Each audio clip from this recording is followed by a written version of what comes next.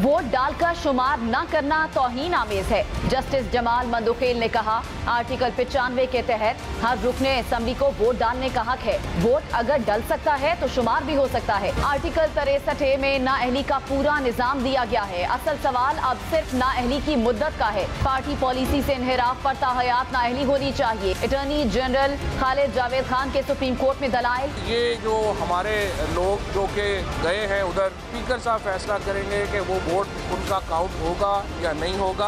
हमें पाकिस्तान के अदालती इदारों को सियासी झगड़ों में मुलव्वस नहीं करना चाहिए। हम हर बात में सुप्रीम कोर्ट को घसीट लाते हैं, फिर कहते हैं कि नहीं, सियासतदान मुल्क में सियासत नहीं ठीक हो रही। अदालत हॉर्स ट्रेडिंग के ऊपर कार्रवाई करे, खच्चर ट्रेडिंग को बैन करे, गधा ट्रेडिंग को बैन करे। लाइनें खिंच गई हैं। आपने फैसला करना है कि आपने अच्छाई के साथ खड़ा होना है या आपने बदी को तरजीह देनी है। इस मुल्क में डाकुओं का टोला जो 30 साल से इस मुल्क को लूट रहा है, पब्लिक के नुमाइंदे जो पार्लियामेंटेरियंस होते हैं, उनकी ज़मीर की कीमतें लगाएं। इमरान खान इस सियासी झगड़े में सुप्रीम कोर्ट को फरीक बनाना चाहते हैं। इत्तेहादियों की सपोर्ट भी उसी सरप्राइज का हिस्सा है जो वज़ीर-ए-आज़म साहब ने कल बात। आसिफ जरदारी और बिलावल भुट्टो से MQM वफ़द की इस्लामाबाद में मुलाकात। तहरीक अदम एतमाद समेत सियासी सूरत हाल पर तबादला ख्याल। मशावरत में किसी हतमी नतीजे पर नहीं पहुँचे हैं।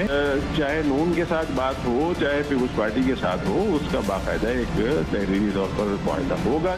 वोटिंग से पहले इंशाल्लाह हो जाएगा। कुछ बंदे हैं हमारे नाराज हुए जिनको राजी करने की कोशिश हो रही है, तो हमारे पास भी उनके बंदे हैं जो नहीं जाएंगे। पाकिस्तान में इलेक्शन जल्दी भी हो सकते हैं। इत्तेहादियों से पूरी उम्मीद है कि वो 2-3 दिन में, क्योंकि इत्तेहादी हमेशा देर से फैसला करते हैं। अस्सलाम वालेकुम, आप देख रहे हैं ब्रेकिंग पॉइंट में Mohammad Malik. All eyes are on the supreme court. हम पहले कह रहे थे कि जब सुप्रीम कोर्ट में रेफरेंस शुरू होगा तो फिर तमाम आंखें, या एवनफील्ड रेफरेंस केस चल रहा था सुप्रीम कोर्ट में, नवाज शरीफ साहब की फेट डिसाइड हो रही थी। अब देखा जाए तो इनडायरेक्टली शायद इमरान खान साहब की भी किस्मत का फैसला सुप्रीम कोर्ट पे डिपेंड करता है, क्योंकि अभी तक जो हमने नंबर्स गेम देखी है उसमें तो अभी तक अपोजिशन अपने नंबर्स दिखाने में कामयाब रही है। सिर्फ वही 14 लोग हम देख लें डिसिडेंट्स जिनको नोटिस इशू कर दिए PTI ने, तो उसके बाद ही माइनॉरिटी गवर्नमेंट बन जाती है जो प्रेजेंट गवर्नमेंट है। और अभी अपोजिशन का क्लेम है कि हमारे पास ज़्यादा हैं। लेकिन आज सुप्रीम कोर्ट में बड़े इंटरेस्टिंग कमेंट्स हैं, बड़ी इंटरेस्टिंग बातें हुई। अब उस पर हम थोड़ा सा उस पर पहले जिक्र कर लें, क्योंकि हमारा पहले हम कह रहे थे कि जो ऑब्जर्वेशंस आएंगी कोर्ट की, ये बड़ी क्लोजली देखी जाएंगी और तमाम इसको बड़े तरीके से देख रहे होंगे। 5 जजेस हैं, बेंच है, हेड कर रहा है उमर अता बदियात साहब चीफ जस्टिस, फिर एजाजुल एहसन साहब हैं जो सीनियरिटी में 5th हैं, 6ठे नंबर पर मज़हर आलम साहब हैं, 9वें नंबर पे मुनीब अख्तर साहब हैं और जमाल खान मंदोखेल हैं। तो आज हमने थोड़ी सी देखा कि कौन से जजेस ने क्या कमेंट्स किए। अगर चीफ जस्टिस साहब के कमेंट्स देखें, बड़े इंटरेस्टिंग है। उन्होंने 5-6 कमेंट्स किए। एक, उन्होंने कहा कि जी रुकन पार्लियामेंट को वोट डालने से नहीं रोका जा सकता, ना ही आइन में कोई गुंजाइश है कि रुकन पार्लियामेंट के वोट को तस्लीम ना किया जाए। फिर उन्होंने कहा कि एक आदमी वोट कास्ट करे और उसको आप काउंट ना करे तो ये तौहीन आमेज़ है। वोट की गिनती के बाद देखा जाएगा क्या होगा। फिर मामला इलेक्शन कमीशन के पास, सुप्रीम कोर्ट के पास जाएगा, मगर असल मामला तो नाअहली की मुद्दत का ही है। और बेसिकली जो थ्रस्ट गवर्नमेंट का है सुप्रीम कोर्ट में 2 सवालात में है। क्या वोट काउंट हो सकता है इन लोगों का बेसिकली, और दूसरा जो नाअहली है, क्या डी-सीटिंग एक टर्म के लिए होगी कि ये ताहयात होगी। ये है थ्रस्ट इनका। जो फिर उन्होंने कहा 63A में एक तरीक़ाकार मौजूद है, आर्टिकल की रूह को नज़रअंदाज नहीं कर सकते। ये चीफ जस्टिस की बात हो रही है। तो आपको नज़र आ रहा है कि वो इंक्लाइंड है जो सिंपल रीडिंग ऑफ कॉन्स्टिट्यूशन में काफ़ी ज़्यादा वकला की राय है। जस्टिस एजाजुल एहसन के हमने कमेंट्स देखे, वो थोड़ा सा दोनों साइड्स पे आपको लगता है, यू कांट जज। एक वो कहते हैं ज़्यादातर जमहूरी हुकूमतें चंद वोटों की बर्तरी से कायम होती हैं। क्या किसी दूसरी कश्ती में जाने वाला जहाज़ को डुबो के जा सकता है? और बेसिकली टिकट लेते वक्त उम्मीदवार को पता होता है कि आप कब आज़ादी से वोट नहीं दे सकते। सो बेसिकली एक बैलेंस सा आपको नज़र आ रहा है कमेंट्स का। मुनीब अख्तर साहब की जब हम कमेंट्स सुनते हैं तो लगता है कि इट्स प्रीटी मच, अगर मैं गवर्नमेंट का बंदा हूँ तो मेरे दिल को ज़्यादा अच्छे लगेंगे। वो कहते हैं छलांगे लगती रहीं तो मामूल की कानून साजी भी नहीं हो सकती। सब ने अपनी मर्ज़ी की तो सियासी जमातें इदारा नहीं हजूम बन जाएंगी। और 63 पे वाज़ेह है कि जो बंदा अभी भी सीट पर मौजूद है, क्या उसका वोट काउंट होगा, क्वेश्चन मार्क से बात करते हैं। और फिर इंपॉर्टेंट, पार्टी राय इनफरादी राय पर वोट के वक्त हावी हो जाती है। मज़हर आलम मियाँ खेल, अगर मैं अपोजिशन का होऊंगा तो मुझे ज़्यादा उनके कमेंट पसंद आएंगे। वो कहते हैं आर्टिकल 63(4) के तहत मेंबरशिप ख़त्म होना नाअहलिया, मगर वो बात करते हैं कि किसी वोट डालने के राइट को वो क्वेश्चन नहीं करते। मंदो खेल साहब कहते हैं कि आप पार्टी लीडर को बादशाह बनाना चाहते हैं और अगर गवर्नमेंट की बात मानी जाए, और वोट रुकन पार्लियामेंट का हक है, सियासी जमात का नहीं। बड़ा कैटेगोरिकल उनकी बात की है। और फिर वो सवाल करते हैं कि क्या अरकीन पार्टी के साथ अपने हलकों को जवाब दे नहीं, पार्टी डिसिप्लिन की पाबंदी किस हद तक है। सो अगर हम जाएं उस पर तो 2 जजेस seem to be favouring government view point, 2 जजेस की बातों से तकवीत मिलती है दूसरों को। मज़हर आलम साहब हमेशा से खामोश रहने वाले जज हैं, जब मुशर्रफ वाला ट्रायल चल रहा था उसमें बड़े खामोश थे। So very interesting. हम केस पे कमेंट नहीं कर रहे, लेकिन हम थोड़ा सा मिजाज देख रहे हैं। तो ये तो हो गया वहाँ पे। प्राइम मिनिस्टर ने कहा मैंने तुरब का पता खोलना है 27 को। आधा इस्लामाबाद परेशान बैठा हो, कहते हैं तुरब का पता शायद पता नहीं आर्मी चीफ तो नहीं चेंज करने लगे, बस वही उनके पास रह गया और कोई है या नहीं है, तो the whole system is gone spin. साथ शेख रशीद साहब का आपने सुना, उन्होंने आज बात की शायद अर्ली इलेक्शंस भी हो जाएं और उनका हमारे पास भी बंदे हैं। इस वक्त एज वी स्पीक मेरी इत्तला ये है कि रावलपिंडी के अंदर काफ़ी VIP मूवमेंट देखने में हमें इत्तलाएँ मिल रही हैं। एक सुना है कि कुछ अस्करी क़यादत की भी VIP मूवमेंट हुई है और शायद इस्लामाबाद से भी कोई इंपॉर्टेंट हस्ती वहाँ गई है। अगर हमारे प्रोग्राम ख़त्म होने तक इस्टेब्लिश हो जाएगा तो हम आपसे बात करेंगे। अब मैं in the mean time guest का इंट्रोडक्शन करवा दूँ। सैयद बासित बुखारी साहब हैं, डिसिडेंट MNA PTI के, ज़ेर अताब आप आए हुए हैं। उनको हौसला देने के लिए साथ बैठे हुए फैसल करीम खुंडी साहब, अच्छा इंट्रो दे रहे हैं, फॉर्मर डिप्टी स्पीकर और member central executive committee Pakistan Peoples Party. हमें ऑन अब्बास बप्पी साहब ने ज्वाइन किया, मेंबर सेनेट PTI, और आसिफ करमानी साहब अभी शायद टेलीफोन पे वो भी हमें ज्वाइन कर रहे हैं, थोड़ी देर में आ जाएंगे। पहले तो बासित साहब आपसे बात कर लें। गवर्नमेंट कह रही है कि डिसिडेंट भी वापस आ जाएंगे और आप जितनी मर्जी आप फड़फड़ाएं, जो मर्जी करें, उन्होंने आपको पक्का नाहल करवा लेना है और आपके पॉलिटिकल करियर ख़त्म हो जाएंगे। तो फिर क्या करें? फिर तो आपने वापस आना पड़ेगा आपको। मेरे ख्याल है ये ऐसी परसेप्शंस दे रहे हैं कि ये लोगों को जाहिल समझते हैं। आप अगर 63(1)(2) में पढ़ें, मैक्सिमम D सीट, ठीक है, इसमें परमानेंट डिस्क्वालिफिकेशन का कोई क्लॉज नहीं, आप पढ़ लीजिए, ठीक है, आपके सामने। नहीं, मैं नाज़रीन से एक एग्जांपल शेयर कर लेता हूँ जी। मंजूर अहमद काकर साहब थे, मार्च 2018 में ये प्रोविंशियल असेंबली के मेंबर थे बलूचिस्तान की। इन्होंने वोट दिया चीफ मिनिस्टर के खिलाफ, तो फ्लोर क्रॉसिंग की D सीट हो गए। लेकिन फिर इन्होंने 2021 में सेनेट का इलेक्शन लड़ा नई बाप से, बलूचिस्तान वाली पार्टी से, और सेनेट में वो मुंतखब हो गए। तो D सीटिंग उनकी उस हाउस की तो रही, लेकिन वो फिर दूसरे हाउस में आ गए। तो उसका मतलब वहाँ पे तो ये रूलिंग आई है कि आप D सीट होते हैं उस मुद्दत के लिए, उस टर्म के लिए, लेकिन हमेशा के लिए नहीं होते। लेकिन मेरा सवाल ये है कि ये बताएं, पहले जो तासुर ये दिया जा रहा है कि शायद आप में से कुछ लोग वापस जा रहे हैं। बिल्कुल ऐसी कोई बात नहीं, बल्कि आपको मैं एक और बात बता दूं, इनमें 4 लोगों का और भी इजाफा हो गया। 4 लोग ऑन बोर्ड देख लेंगे आप 1-2 दिनों में। ये तो वापस जाने की। अब आप PTI के टोटल हैं कितने रफली, जिनका आपको पता है? मैं डिस्क्लोज तो नहीं करना चाह रहा था। चले 1-2 फिगर छोड़ के बता दें। आप समझ 25+ हैं। 25+ आप हैं। हाँ जी। और ये वापस नहीं जाएंगे? ये नहीं जाएंगे। अगर अदालत ये इंडिकेट करती है या फैसला करती है कि ये ताहयात है, फॉर एग्जाम्पल एक सिनेरियो है जी, फिर क्या फैसला होगा? देखिए, मैंने आपको एक अर्ज कर दी है, 63(1)(2) में D सीट का जिक्र है, ताहयात नाहिली का जिक्र। अगर सुप्रीम कोर्ट कहती है ताहयात है, सुप्रीम कोर्ट ऐसा फैसला क्यों देगी जो ऐसा हो ही नहीं सकता? लेकिन आप लोगों ने सोचा है इस पे? हर चीज सोची हुई है।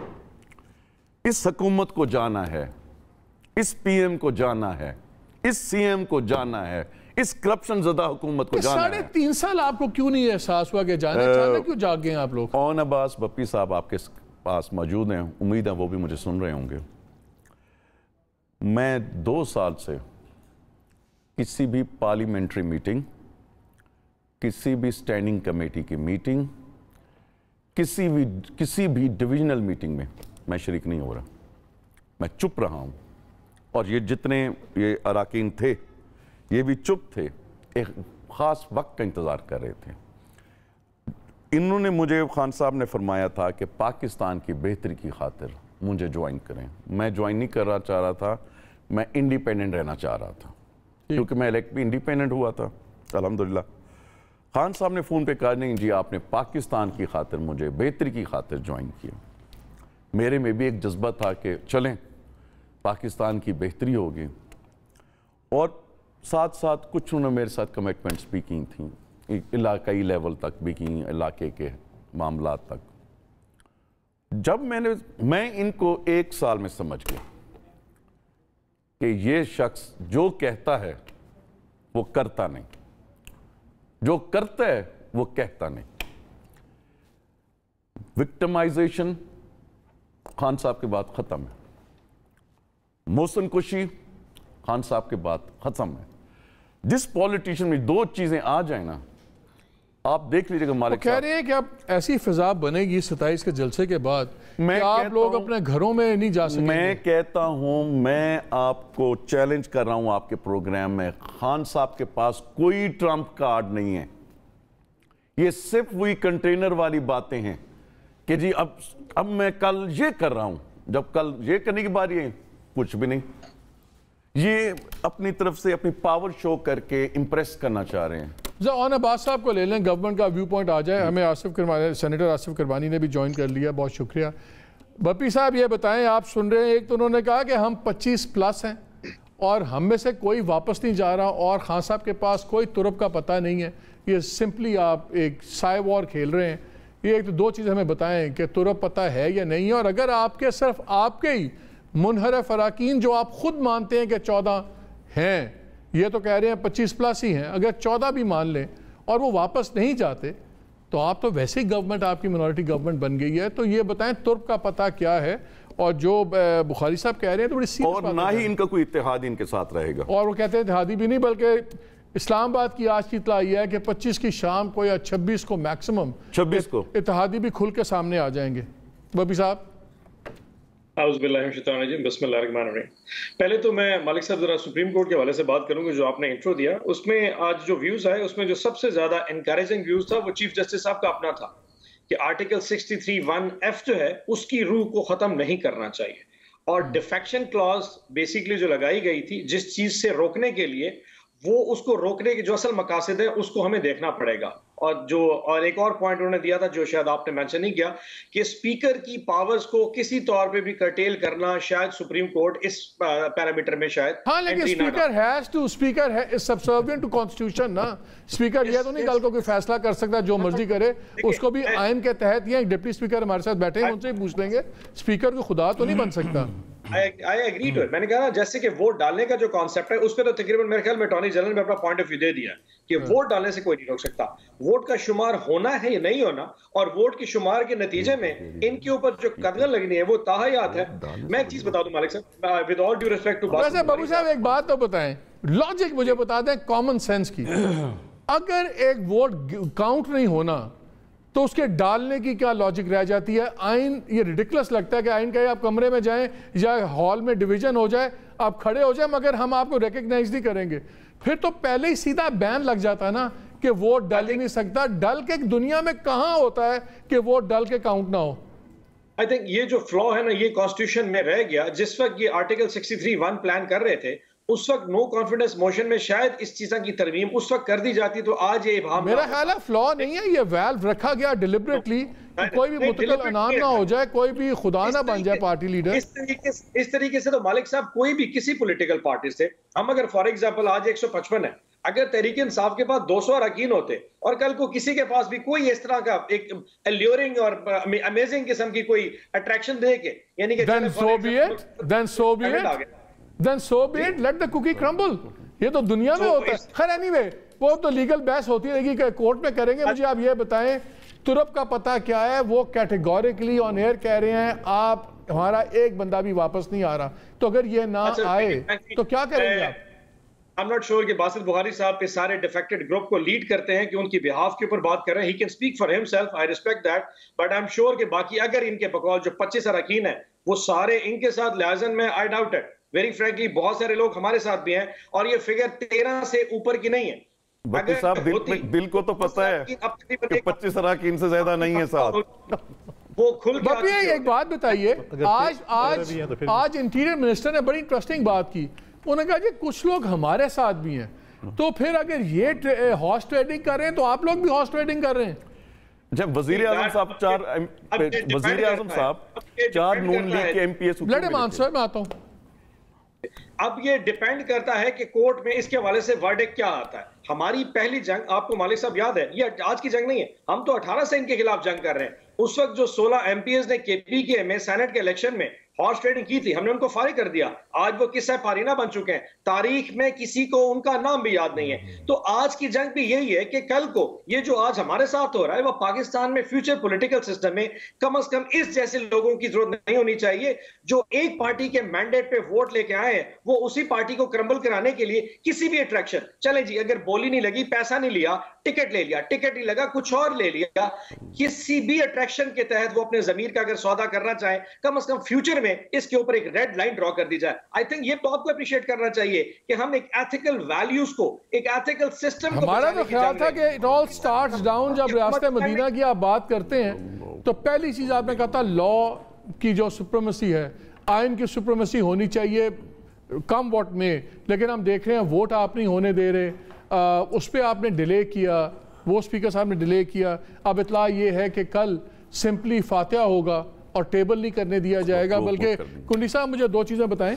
अगर कल जब ये होता है सेशन होगा, फातिहा पढ़ के, ये कोई इरादा नहीं है कि वो टेबल हो, कुछ नहीं, फिर आप लोग क्या करेंगे? और अगर वोटिंग वाले दिन जो आज फवाद साहब का बयान सुने तो बड़ा कैटेगोरिकल आ जाता है, उन्होंने कहा जी वोटर का वाला जो मसला है वो तो स्वाबदीद है स्पीकर की, तो क्लियर हो गई है बात कि आपका वोट उस दिन वो रोक देंगे, वो रूलिंग दे देंगे कि ये इनका वोट हम नहीं मानेंगे, तो क्या होगा फिर? बिस्मिल्लाहिर्रहमानिर्रहीम। मालिक साहब देखें, सुप्रीम कोर्ट को तो आपने खैर डिटेल उसमें, सुप्रीम कोर्ट की जस्टिस की आज वो थी कि आप किसी को वोट से नहीं रोक सकते।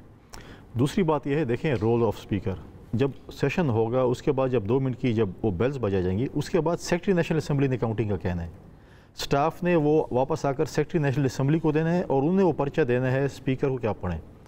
अब रोल ऑफ स्पीकर आप देखें, पहले दिन ही स्पीकर ने आइन की खिलाफ वर्जी की है। मैं तो प्रोसीजर लोग बता दें, वो तो स्प्लिट हो जाएगा ना, आप लोग एक साइड पर चले जाएंगे। जब 2 मिनट की बेल बजा जाएंगे तो फिर सेक्रेटरी अपने स्टाफ को कहेगा कि राइट और लेफ्ट डिवीजन की आप वोट हो जाएगी, बिल्कुल राइट लेफ्ट की डिवीजन काउंट करके उनका स्टाफ सेक्रेटरी नेशनल असम्बली को जो है वो वहाँ पर आके बताएंगे कि राइट पे कितने गए, लेफ्ट पे कितने गए। वो उस पे कहेंगे जिसमें ये वाले पीटीआई के 18, 20, 22 बंदे हैं, इनका मैं वोट डिसरिगार्ड करता हूं। सेक्रेटरी देखें, सेक्रेटरी ने वो उनको वोट बताने के राइट लेफ्ट कितने गए, उसमें ये नहीं पता कि पीपल्स पार्टी वाले कितने गए हैं और नून वाले कितने गए हैं और जेवाई वाले कितने गए और पीटीआई वाले कितने गए हैं। और उसके बाद जो है वो आप वो देंगे कि जी ये है काउंटिंग, वो काउंटिंग देंगे, पार्टी वाइज नहीं देंगे काउंटिंग, ठीक है। अब प्रॉब्लम ये है कि देखें, ये अब चाहते हैं कि इनका जो है वो चीफ विप लिखेगा स्पीकर को कि मेरे मैंने को हॉल में नहीं छोड़ोगे, कल ये बोलेंगे मेरा मैंने पार्लिमानी पार्टी की मीटिंग में मेरे खिलाफ बोल रहे, इसको फारिग कर दो, कल ये बोलेंगे। लेकिन आप लोगों ने सोचा अब करेंगे क्या उस दिन? होगा होना तो आपको पता है क्या होना है, देखिए हमने तो फिर क्या करेंगे? देखिए अब आप वजह स्पीकर करो, स्पीकर ने पहले कॉन्स्टिट्यूशन को वायलेट किया, इसके ऊपर तो आर्टिकल 6 डेफिनेटली लगता है, तो बाद में लगेगा ना। आज मुझे बताएं स्पीकर के रोल को बताएं। स्पीकर एक टाइगर फोर्स का वर्कर बना हुआ है, वो MQM के काफ लीग के सर वो सब हो गया। नहीं एक मिनट मान लिया आप, मैं कह रहा हूं मुझे पहले ये बताएं, वोटिंग वाले दिन जब आपका वोट डिसरिगार्ड होगा तो फिर ऑपोजिशन क्या करेगी, क्या ऑप्शन है? आप अदालत में जाएंगे ना स्पीकर के खिलाफ। स्पीकर इत्तेहादियों के पांव पड़ रहा है, स्पीकर नहीं रहा है। देखें वो स्पीकर का काम है कस्टोडियन ऑफ द हाउस, ये नहीं है कि पार्लियामेंट हाउस में जाके NRO मांगे, लोगों के पांव पड़े इमरान खान के लिए मांग लिया, फिर उसके लिए देखें जो कल है, देखें हमारी एक रिवायत रही है, ठीक है। हम तो ये कहते हैं कि आप हमारी जो मोशन है उसको ले लें, उसके बाद फिर आप देखें कोई हफ्ते को अगर सेशन हो जाए, इतवार को सेशन हो जाए तो क्या है, ठीक है। मतलब मुल्क बहरान का शिकार है। आप कहते हैं कि नहीं हमने वीकेंड मनाना है और उसके बाद आप मंडे को, मतलब है कि आप यही चीज़ कर रहे हैं। लेकिन हम कह रहे हैं कि हमने अपना जो प्लान ऑफ एक्शन है कल के लिए वो हमने रखा हुआ है, वो कल प्लान ऑफ एक्शन अगर वो नहीं करेंगे तो कल ही हम अपना प्लान ऑफ एक्शन जो है वो हम, आप देखेंगे आप भी होंगे उधर वाले, डेफिनेटली इंशाल्लाह होंगे।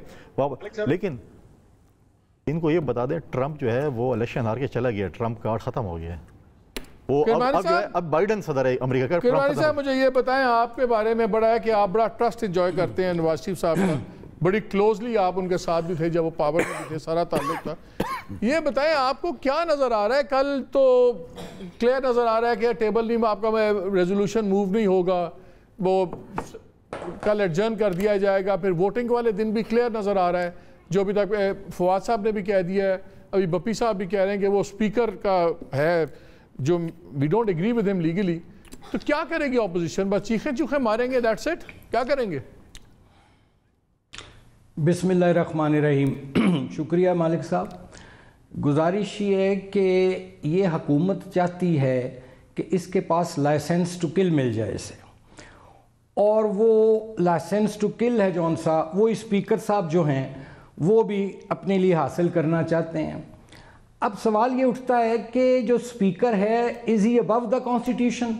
नो, कॉन्स्टिट्यूशन से अबव कोई चीज़ नहीं है। और मैं समझता हूँ कि ये जो सुप्रीम कोर्ट में भी गए हैं ये लेकर, आर्टिकल 63 इज़ वेरी क्लियर, उसमें क्या इबहम था।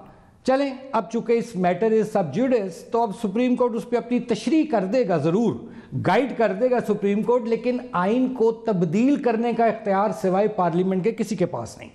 असल अभी आपने फरमाया कि ट्रम्प कार्ड की पत्ते की बात करते हैं, इनका तो अपना पता साफ होने वाला है। गुजारिश ये है मेरी कि देखिए, एक आइनी तरीका था, ऑपोजिशन एक आइनी तरीके से अदम एतमाद वो लाती है, टेबल करती है, सबमिट करती है। भाई इसमें क्या ऐसा इशू था? अगर आप कंफर्टेबल थे, आपकी मेजॉरिटी थी, तो आप उसको आइनी तरीके से उसको हल कीजिए। आपने मुख्तलिफ हीले बहानों से उसको डिले किया। और सबसे बड़ी बात देखिए, इंसान जो है ना, मेरे बशमूल और जितने भी मेरे यहाँ काबिल एहतराम दोस्त बैठे हैं, इंसान सियासत इज्जत के लिए करता है। जहाँ इज्जत नहीं होती वहाँ कोई बाइज्जत आदमी ठहरना पसंद नहीं करता। ये जितने लोग आज इत्तेहादी हो गए या इनके अपने अंदर से जो लोग मुनहरिफ ये उनको बोलते हैं, उन्होंने तो देखें जी, प्राइम मिनिस्टर साहब ने उनको मिलना तक गवारा नहीं करते थे। आखिर ये लोग वोट लेके आए हैं, इनका अपना भी 40-40 हज़ार वोट है। मुझे यहाँ पे एक ब्रेक आई एम सॉरी करवाएं साहब, ब्रेक लेनी है, लेकिन एक सवाल छोड़े जा रहा हूँ बप्पी साहब आपके लिए।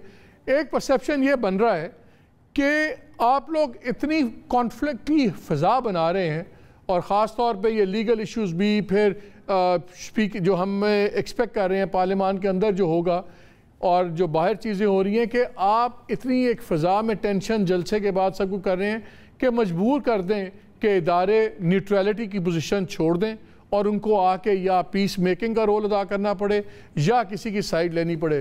तो आपकी strategy aimed at ending neutrality है, बजाय इसके कि कोई प्रिंसिपल पॉलिटिक्स। इस पर सवाल का जवाब लूँगा ब्रेक के बाद। स्टे विद अस।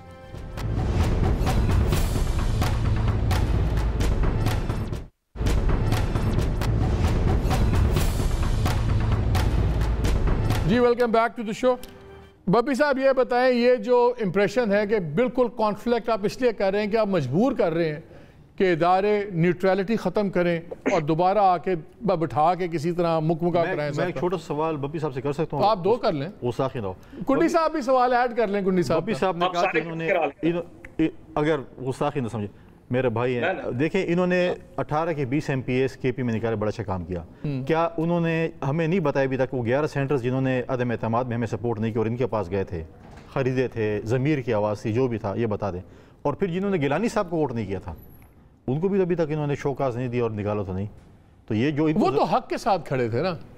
अगर ये कहें कि वो ज़मीर की आवाज़ पे थे और हमारे वाले वो ज़मीर की आवाज़, अच्छा वो ज़मीर की आवाज़, हमारे वाले जो है वो जो है इनके। मालिक साहब, मेरा भी एक सवाल है बप्पी साहब, you are very popular. Basit Bukhari साहब also wants to add a question. Bappi साहब, गुजारिश ये है, सीएम साहब 4 नून लीग के MPs को प्राइम मिनिस्टर साहब को मिलाने ले गए थे, वो हक पे हैं, जिहाद पे हैं, हम गलत हैं। PM मिले ठीक, हम करें गलत। देखे ना, ये दो राय ना। अच्छा बप्पी साहब ये बताएं, क्यों आप इतना कॉन्फ्लिक्ट की फिजा बना रहे हैं? क्या आप चाहते हैं कि इदारे न्यूट्रलिटी ख़त्म करके फिर आगे बीच में एक पीस मेकिंग करवाएं? मालिक साहब, एक चीज थोड़ा क्लियर कर दूं आपको। ये आप बार बार कह रहे हैं ना कि पोलराइज कर दिया, शायद हमने पोलराइज नहीं किया, हमने एक वैल्यूज के ऊपर एक स्टैंड ले लिया। और मैं आपको थोड़ा सा क्लियर कर दूं कि जितने ये डिफेक्टर्स हैं, इंक्लूडिंग बासित बुखारी साहब, मेरे बड़े ऑनरेबल हैं, इनके साथ नून लीग की कमिटमेंट थी कि हम आपको इस्तेमाल नहीं करेंगे, आप एक डमीज के तौर पे पेश किए जाएंगे ताकि आप हमारे अलाइज को वू कर सकें, ताकि वो बच कर जाएं। 99% इनको कहा गया था कि आप ये बारगेनिंग चिप थे। यस, ये सिर्फ वो दिखाने के लिए थे कि हम आपको इस्तेमाल नहीं करेंगे, आपको दिखा के एलाइज को भूख किया जाएगा, जब एलाइज मजबूर हो जाएंगे आप वापस चले जाएंगे। सो 99% मेरे जितने ऑनरेबल पीटीआई के मेंबर्स रिस्पेक्टेबल जो हमारी सफों को छोड़ के उधर चले गए हैं, वो शायद वोट देने का उनका इरादा है ही नहीं। सो ये बात अलग कर देते हैं, नंबर 1। नंबर 2, मैं आपको ये भी क्लियर कर दूं, अगर तो एलाइज ने किसी टाइम के ऊपर फैसला कर दिया, वो किसी भी वजह से, चाहे इनकी वजह किसी भी वजह से, फिर हमारा सिस्टम के साथ जंग नहीं बनती। हम फिर ये जंग नहीं करेंगे, असेंबली में अदम एतमाद आज करा ले, कर करा रहे, हम फिर वैसे हुकूमत छोड़ के अपोजिशन में चले जाएंगे। लेकिन हैविंग सेड दैट, ये 13 हो या 25 हो, 25 हो या 100 हो, जब तक पीटीआई इमरान खान साहब इसको लीड कर रहे हैं, हम ये कॉम्प्रोमाइज नहीं करेंगे कि हमारे मैंडेट के ऊपर जो वोट लेकर बैठा है। Point taken. बासित साहब को आपने स्पेसिफिक बात की है, तो मैं बासित साहब से पूछ लूं, ये आपके साथ हाथ हो गया? बिल्कुल कोई ऐसी बात नहीं, अभी तो हम प्लानिंग कर रहे हैं और आज रात को बैठ के हमने पूरा प्लान अप करना है कि कल के सेशन को किस तरह करना है।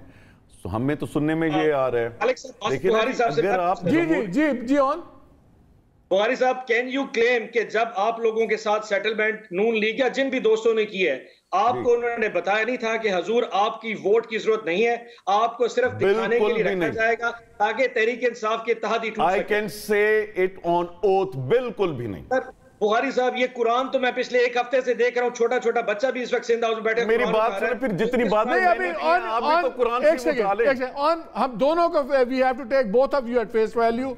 आपकी बात को मैं पूरा 100% आपकी बात भी मानी है, इसी तरह आई हैव नो रीजन कि मैं इनकी बात क्वेश्चन करूं ना। आपके सामने कुरान है, इनके पास लफ्ज ही है, आप लोग लफ्ज बड़ा इंपॉर्टेंट है। मैंने क्यों नहीं, मैंने उठाया कुरान शरीफ, जब खान साहब जैसे बंदे ने हम पे एलिगेशन लगाने लगे, जिसके घर में पीने के लिए चाय का कप भी नहीं मिलता। हम जितने भी सियासी लोग हैं, एवरेजली हमारे घर 100 लोग रोजाना रोटी खाते हैं। अच्छा, गुजारिश ये है, एक सेकंड सर प्लीज, मैं भी आ रहा हूं सर प्लीज, गुजारिश ये है कि अब कह देना, मैंने हामिद मीर के प्रोग्राम में, मैंने कल हामिद मीर साहब के प्रोग्राम में बात की, कल मैंने नियो प्रोग्राम में भी बात की, गवर्नर ने 35 करोड़ रुपए लिए, क्यों नहीं ऑन ओथ कहते भी? हमने गवर्नर साहब कहते कि नहीं मैंने 35 करोड़ नहीं लिए। 35 करोड़ किस बात के? सेनेटर सैफुल्ला अबारो को बनाने के लिए गवर्नर सिंह ने 35 करोड़ रुपए साहब चार्ज लगा रहे हैं। जी मैं कार चार्ज लगा रहा हूं, ऑन ओथ कह रहा हूं, 35 करोड़ रुपए लिए। बताएं ना, मेरी बातों का जवाब क्यों नहीं देते? चलें, ये तो अब गवर्नर साहब इस बात जवाब।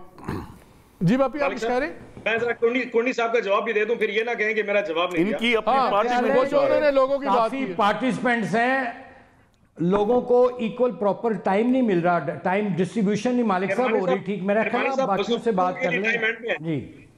नहीं किरमानी साहब आए, ये यहाँ पे एक बहस चल गई, बड़े सीरियस इल्जामात लग गए हैं। मुझे बताइए कि आप लोग तो वन साइडेड है ना जी, मतलब बेनिफिशियरी तो आप नहीं होने हो रही है बातें। नहीं ये तो बड़ी सीरियस उन्होंने इल्जामात लगा दिए। उन्होंने कहा है कि आप लोगों ने, आपका जवाब चाहिए, उन्होंने कहा है कि PMLN ने ये वादा किया था पीटीआई वालों से कि हम आपके वोट सिर्फ दिखाने के लिए ले रहे हैं, वोट हम करवाएंगे, एलायंस हमारे साथ आएंगे, उनको हमने घुमाना है। तो आप लोगों ने इस्तेमाल किया है जो पीटीआई के लोग हैं। कोई इस किस्म की डील हुई थी आपकी किरमानी साहब? इनका तो ट्रैक रिकॉर्ड है ना कि इन्होंने झूठ बोलना है, इल्ज़ाम भी झूठे लगाने हैं, और इन्होंने कभी ज़िंदगी में सच बोला है? इनसे ये तो पूछें आज तक इन्होंने या इनकी पार्टी ने कोई सच बोला है? अगर इन्होंने सच बोला होता और जिस तरह कौम को धोखे दे के, झूठे इन्होंने बहकावे दे के इक़्तिदार पर काबिज़ हुए, तो आज इनको ये दिन ना देखना पड़ता कि पूरी कौम झोलियाँ उठाकर बद्दुआएं दे रही है और इनके अपने दोस्त जो थे इनको छोड़ कर जा रहे हैं। और फिर हमें ये इल्ज़ाम देते थे कि जी ये, इनको भी दे रहे हैं कि जी हॉर्स ट्रेडिंग हो रही है, सबूत कोई नहीं इनके पास। और इनको कहते हैं एक सांस में, उनको क्रिटिसाइज भी करते हैं, मैं अल्फाज नहीं दोहराना चाहता, मेरे रिस्पेक्टेबल लोग हैं सारे, और साथ कहते हैं वापस भी आ जाओ। देखिए ये पावर पॉलिटिक्स हो रही है और इसमें पब्लिक पॉलिटिक्स मुझे दूर दूर तक नज़र नहीं आ रही है। यानी जब इनके जहाज़ों पे लोगों को भर भर के लाया जाता था वो तो सवाब का काम था। आज अगर लोग इनके रवैयों से, और उन्होंने अपने इलेक्टेबल्स हैं, हलकों में जाना है, और वो अगर इनको इनकी पॉलिसी से इख्तलाफ कर रहे हैं तो ये फिर एक झूठे इल्ज़ामात का सहारा लेते हैं। मुझे तो समझ नहीं आ रही कि एक इतने एमिकेबल अंदाज में मसले को कॉन्स्टिट्यूशनली हल किया जा सकता था, इसको डिले करके क्यों तसादुम की तरफ ले जाया जा रहा है? मेरा तो ये सवाल है। कमाल साहब मुझे एक बात बताएं, ये पावर पॉलिटिक्स बड़ी अजीब सी है, हमें भी समझने में ज़रा मुश्किल आती है। मुझे याद है पहली 2 स्पीचेस आई नवाज शरीफ साहब की जहां उन्होंने नाम लेके जनरल बाजवा का, आर्मी चीफ का, और उसमें DGISI जनरल फैज़ हमीद का नाम लेके कहा कि तुम जिम्मेदार हो, तुमने इलेक्शन चोरी किए, ब्ला ब्ला पूरा चला। फिर कुछ 2 दिन पहले हमने शहबाज शरीफ साहब को सुना, वो कहें कि जितना अच्छे अल्फाज में जनरल बाजवा साहब डील करते थे, अब याद करते हैं मियाँ साहब को, वो सब कुछ था। हमने वो फुल सर्कल भी कॉन्ट्रडिक्शंस आपकी तरफ देखी। क्या अब यही कॉन्ट्रडिक्शन इनकी तरफ आ रही है कि जब पहले कहते थे कि फ़ौज न्यूट्रल, बिल्कुल फ़ौज का सियासत से ताल्लुक़ नहीं, अब ये दोबारा लाना चाह रहे हैं उनको बिकॉज इनको सूट करता है? क्योंकि आपको जब सूट किया आपने भी कहा बहुत अच्छे हैं, पहले वही बुरे थे, अब इनको सूट कर रहा है, तो अब क्या ये दोबारा ये फ़ौज को घसीटना चाहते हैं, इतना गर्म करके फिजा को कि फ़ौज ही आगे रिजॉल्व कराए? अब मुझे लगता है कि ये नहीं चाहते कि इस मुल्क में जमहूरियत रहे या चले, और ये चाहते हैं कि वो जिसको कहते हैं ना कि पंजाबी में कि ना खेडांगे ना खेडन देंगे। मुझे लगता है कि ये सारे मामलात को उस तरफ ले जा रहे हैं, विच इज़ वेरी अनफॉर्चुनेट। मैं अभी भी अर्ज़ करता हूँ बड़े अदब के साथ कि अभी भी इनको पाकिस्तान के इंटरेस्ट का सोचना चाहिए, क्योंकि देखिए अगर हालात हाथ से निकल गए, पॉइंट ऑफ नो रिटर्न की तरफ चले जाते हैं, तो फिर किसी के हाथ कुछ नहीं आएगा।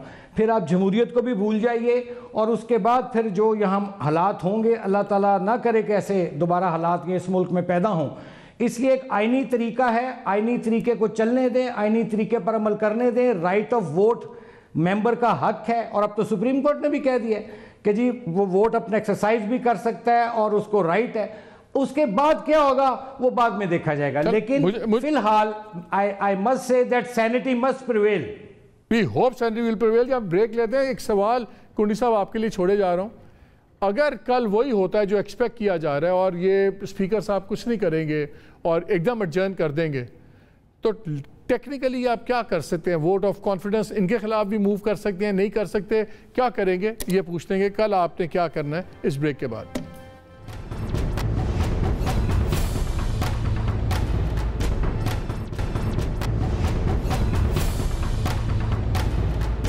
जी welcome back to the show. Last segment, थोड़ी सी बातें पहले, 1 डे एट ए टाइम।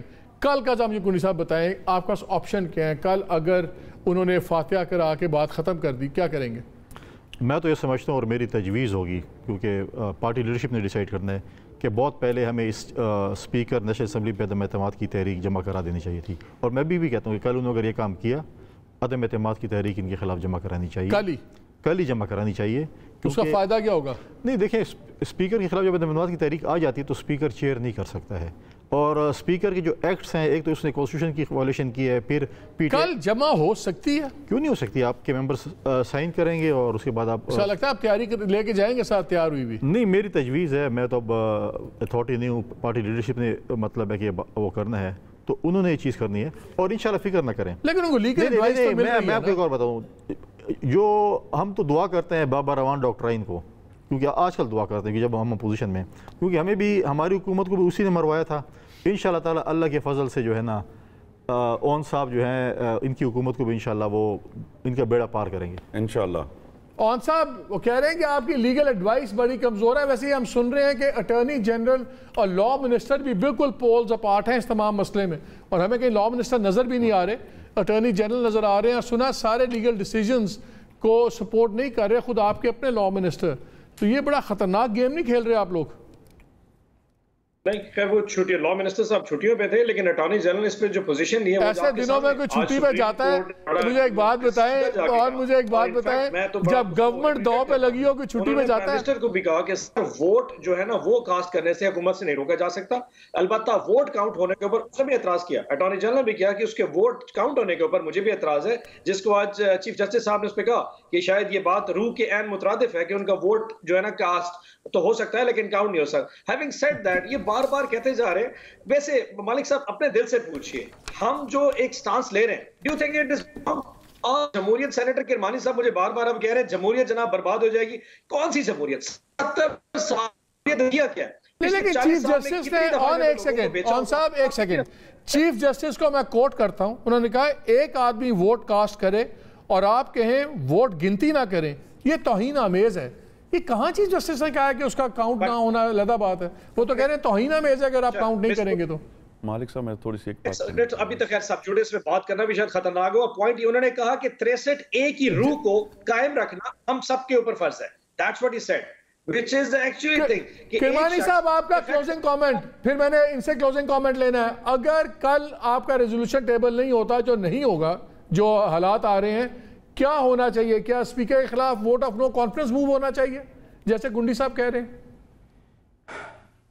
देखिए, ये तो इसका फैसला फिर ये है कि क़यादत करेगी, क्योंकि कल ऑलरेडी जो स्पीकर साहब हैं वो तुले बैठे हैं अपने आप को आर्टिकल 6 की जद में लाने पे, तो वो अपने लिए मुश्किलात खड़ी करेंगे। इसलिए मैंने जैसे पहले अर्ज़ किया, माय लास्ट सेंटेंस, कि आइनी तरीका है उसको आइनी तरीके से हैंडल किया जाए और इस मुल्क को मज़ीद किसी क्राइसिस में मत धकेला जाए, प्लीज़। Thank you. बुखारी साहब, मैं बप्पी साहब की उसी बात का जवाब देना चाहता हूँ। बप्पी साहब ने कहा जमहूरी अंदाज, क्विकली 30 सेकंड्स। जमहूरी अंदाज तो आईनी अंदाज ही है ना, अदम एतमाद। तो आप तो अदम एतमाद कराना नहीं चाह रहे, आप तो उसको डिले करने के टैक्टिक्स ढूंढ रहे हैं, और ये चीज जमहूरी अमल नहीं है। खुदारा सीट के चस्के से बाहर निकल है। मुल्क हमारा तसादम की तरफ जा रहा है और मुल्क हमारा उसकी तरफ जा रहा है। आप सब पार्टिसिपेंट्स का बहुत शुक्रिया वक्त देने का। नाज़रीन, 2-3 बातें जो इतलात आ रही हैं वो ये आ रही हैं कि पीपल्स पार्टी और MQM में तमाम मामला तय पा गए हैं और डिटेल का टाइम नहीं है, कल आपसे शेयर कर लूँगा। यहाँ तक कि उनके अप्रॉक्सीमेट सीट डिवीज़न भी हो गई है कि कितनी कितनी सीटें हम अगले इलेक्शन में एक दूसरे के साथ बांट सकते हैं या किसको कितनी मिलेंगी। बाकी मुतालबात, एक दूसरी इतला ये है कि कहा यह जा रहा है कि 25 या 26 का ज़्यादा आ रहा है। शायद जो एलाइज हैं वो अपनी प्रेस कॉन्फ्रेंस कर दें। शायद यही एलाइज तुर पता है प्राइम मिनिस्टर का, यही एलाइज इधर हैं। रेट बोझ बहुत बढ़ गया एलाइज का इस वक्त, डेफिनेटली बारगेनिंग पावर है। लेकिन जो अभी तक चीज़ें नज़र आ रही हैं, जो गवर्नमेंट की तरफ से अभी तक एक्शन नज़र आ रहे हैं, वो लग ये रहा है कि शायद गवर्नमेंट की स्ट्रैटेजी पोस्ट वोट के ऊपर ज़्यादा कॉन्सेंट्रेट कर रही है। अभी तक नंबर्स की गेम में तो बहरहाल अपोजिशन स्ट्रॉन्गर पोजीशन में लग रही है। और क्या कोई ऐसी कोशिश न्यूट्रल इदारों को दोबारा लाने की कामयाब होगी या नहीं, अल्लाह करे ये चीज़ ऐसी ना चले, बिकॉज फिर गेम कहीं से कहीं जा सकती है। इस पर बात करते रहेंगे। इजाज़त दीजिए, अल्लाह हाफ़िज़।